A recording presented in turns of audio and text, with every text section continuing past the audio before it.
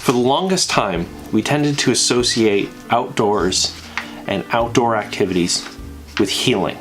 People talk about how the outdoors cure depression, how they get rid of stress, and they make life choices easier, and even how it gets rid of some physical ailments. But in reality, it may ease some symptoms, but it's only ever temporary.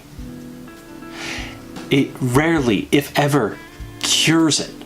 It takes time and work. And more than just outdoor activities to treat what ails you. Because depression can lock someone in a house, making them not want to leave, or even pick up a backpack.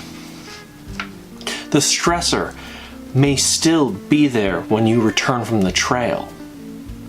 Your knees can still hurt at the end of the day.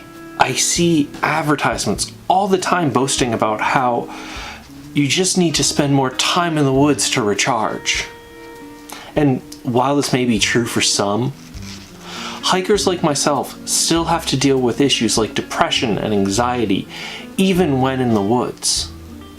Hikers like myself still have to deal with physical issues that make going on these journeys harder. It's not that we have to stop having these conversations. It's just that we need to change how we have these conversations surrounding these issues.